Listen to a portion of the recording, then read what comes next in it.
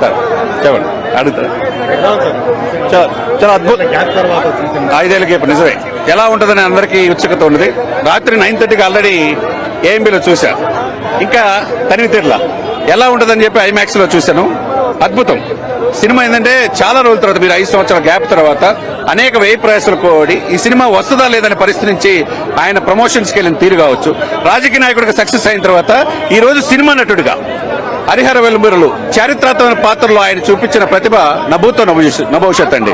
ఎందుకంటే అనేక పోరాటాలు, అతను మార్షల్ ఆర్ట్స్ వచ్చు, దాదాపు సన్నివేశాలు ఇంటర్వెల్ కి ముందు 10 నిమిషాలు, ఇంటర్వెల్ తర్వాత చివరిలో 22 నిమిషాలు అద్భుతంగా ఇచ్చేశాడు. అంటే పవన్ కళ్యాణ్ అనే వ్యక్తి రాజకీయాల్లో 25 సంవత్సరాలు పరిపాలిద్దాం అనుకున్నా, మేము తప్పితే ఎవరు రారనుకున్న వ్యక్తిని చెప్పి జగన్ నిన్ను గద్దె దించబోతే నా పేరు పవన్ కళ్యాణ్ కాదు, నా పార్టీ జనసేన కాదన్నాడు.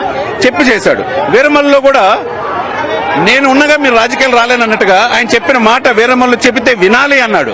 నా కోసం మొక్కుతుంటారు కొంతమంది, నా కోసం రాలనుకున్నారన్నారు. నిజంగా ఈ సినిమా ఇక నేను ఆయన సినిమాలు రాజకీయాలు 2 బ్యాలెన్స్ చేసి చేస్తాడనుకున్నారు.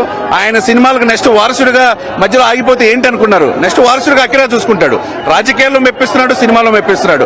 చారిత్రాత్మక యుద్ధవీరుడి పాత్రలో, వీరమల్లు పాత్రలో అద్భుతంగా. అంటే ఏ నటుడు కూడా ఈ సినిమా తీయాలంటే గట్స్ ఉండాలండి. మనం చూడని చరిత్రని, మనం చూడని సంస్కృతిని, మనం చూడని సనాతన సంప్రదాయాన్ని కళ్ళ కట్టినట్టుగా మన దేవాలయాలు, మన గుడులు, మన సంస్కృతిని ఎట్లా విచ్ఛిన్నం చేశారు, మంటల్లో ఎట్లా ఆహుతికి చేశారనేది రోమాలు నిక్కపడుచుకునే ఉంది.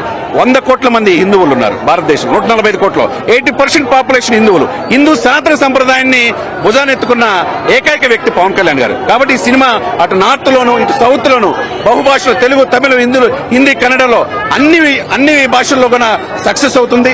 ప్రజలు మనల్ని పొందడంలో ఎటువంటి అతిశయోక్తి లేదు. కుటుంబం మొత్తం చూడాల్సిన సినిమా. మనం చూడని చరిత్ర, మన చరిత్ర, భారతదేశ గొప్ప చరిత్రని వీరమల్లు పాత్రలో పవన్ కళ్యాణ్ గారు చూపించిన ఇది అద్భుతం, అమోహం.